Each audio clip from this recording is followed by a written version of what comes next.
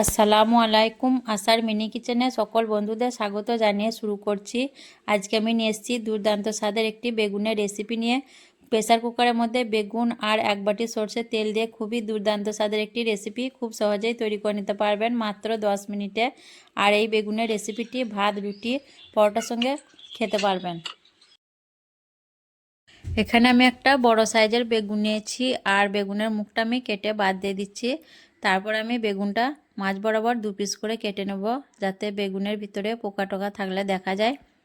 তো বেগুনটা ঠিকই আছে, এই দিকটা একটু কালো ভাব মনে হচ্ছে, তার জন্য আমি এখানটা একটু কেটে বাদ দিয়ে দেবো, পোকা টোকা থাকতে পারে। তো এখানটা আমি কেটে বাদ দিয়ে বেগুনগুলো 4 পিস করে কেটে নিচ্ছি, বড় বেগুন বলে। তারপর আমি এই পানির মধ্যে দিয়ে বেগুনগুলো খুব ভালো করে ধুয়ে নেব।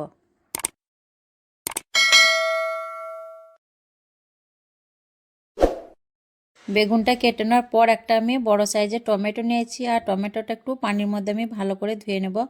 ধুয়ে রাখা টমেটো আবারও একবার আমি ধুয়ে নিচ্ছি। তারপর ছুরিটা একটু ধুয়ে নেব, যেহেতু বেগুনটা কাটলাম। ছুরিটা ধুয়ে নেওয়ার পর আমি টমেটোটা উপর দিক থেকে এভাবে চিড়ে নিচ্ছি, তাহলে খুব ভালোভাবে সেদ্ধ হয়ে যাবে। টমেটোটা আমি চিড়ে নিলাম।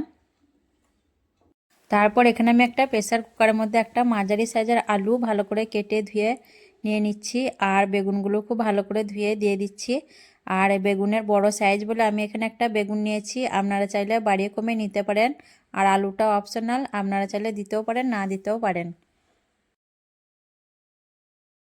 তারপর দিয়ে দিচ্ছি টমেটোটা আর 2টো কাঁচা লঙ্কা, 5-6 কোয়া রসুন, আর বাটি মেপে 1 বাটি পানি অল্প পরিমাণে, আর দিয়ে দিচ্ছি ছোট বাটিতে 1 বাটি সর্ষের তেল। সর্ষের তেল দিয়ে বেগুনের এই রেসিপিটি বানালে খেতে কিন্তু দুর্দান্ত স্বাদের হয়। তারপর আমি কুকারের ঢাকনাটা ঢেকে দিয়ে 2-3টে হুইসেল দিয়ে নেব। তারপর দেখুন 2-3টে হুইসেল দেওয়ার পর আমি কুকারের ঢাকনাটা খুলে নেব। আমি দেখে নেব ভালোভাবে বেগুনগুলো সেদ্ধ হয়েছে কিনা। বেগুনগুলো খুব ভালোভাবে দেখুন সেদ্ধ হয়ে গেছে। এখন আমি এগুলো কুকার থেকে একটা বাটির মধ্যে ঢেলে নেব। কুকার থেকে দেখুন আমি একটা বড় বাটির মধ্যে বেগুনগুলো ঢেলে নিচ্ছি। বেগুনগুলো ঢেলে নেওয়ার পর আমি একটা হাতা দিয়ে বেগুন আলুগুলো খুব ভালো করে ম্যাশ করে নেব।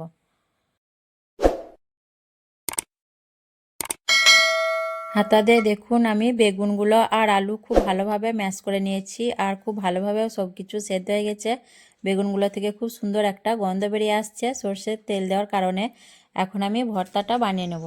তারপর গ্যাসটা অন করে আমি একটা কড়া বসিয়ে দিয়েছি, আর দিয়ে দিচ্ছি সর্ষের তেল পরিমাণ মতো। খুব বেশি তেল দেব না, যেহেতু বেগুনটা সেদ্ধ করার সময় তেল দেওয়া ছিল।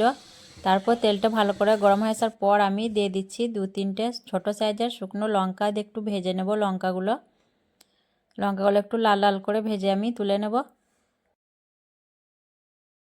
তারপর দিয়ে দিচ্ছি একটা মাঝারি সাইজের পেঁয়াজ কুচি দিয়ে আমি নাড়াচাড়া করে পেঁয়াজটা একটু ভেজে নেব। পেঁয়াজটা একটু নাড়াচাড়া করে ভেজে নেওয়ার পর দিয়ে দিচ্ছি 1/2 চামচ নুন আর অল্প পরিমাণে হলুদের গুঁড়ো দিয়ে আবারও আমি নেড়েচেড়ে পেঁয়াজটা লাল করে ভেজে নেব। পেঁয়াজটা দেখুন আমি বেশ কিছুক্ষণ ভেজে নিয়েছি, এর থেকে আর বেশি ভাজবো না। এখন দিয়ে দিচ্ছি ম্যাশ করে রাখা বেগুনগুলো দিয়ে আমি আবারও খুব ভালোভাবে পেঁয়াজের সঙ্গে নাড়াচাড়া করে ভাজতে থাকবো, যাতে বেগুনের পানিটা একটু টেনে যায়। বেশ কিছুক্ষণ নাড়াচাড়া করার পর বেগুনের পানিটা টেনে গেছে। এখন আমি এর মধ্যে দিয়ে দিচ্ছি ভেজে রাখা শুকনো লঙ্কা গুঁড়ো করে দিয়ে দিলাম, আর দিয়ে দিচ্ছি ধনেপাতা কুচি আর একটা বড় সাইজের পেঁয়াজ কুচি দিয়ে আমি 1 মিনিটের মতো নাড়াচাড়া করে বেগুনটা ভাজতে থাকবো। আর বেগুন ভর্তা তো আমরা অনেকভাবেই খাই, এইভাবে বেগুন ভর্তাটা বানালে দুর্দান্ত স্বাদের হয়। রুটি, পরোটা, গরম ভাতের সাথে খেতে কিন্তু অসাধারণ লাগে। তো অবশ্যই আপনারাও এইভাবে একবার বেগুনের এই রেসিপিটা করে দেখবেন, খুবই মজাদার একটা রেসিপি। আর পেঁয়াজটা আমি খুব বেশি সেদ্ধ করব না, নামানোর আগে তার জন্য দিলাম 1 মিনিটের মতো নাড়াচাড়া করে নেব, তাহলেই আমার রেসিপিটা রেডি হয়ে যাবে।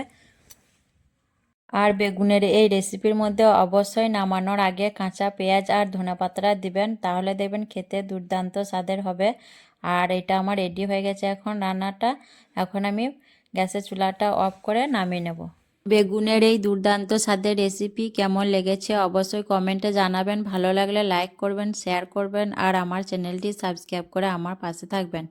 আসবো আবারও অন্য কোনো রেসিপি নিয়ে। সকলে ভালো থাকবেন, সুস্থ থাকবেন। আল্লাহ হাফেজ।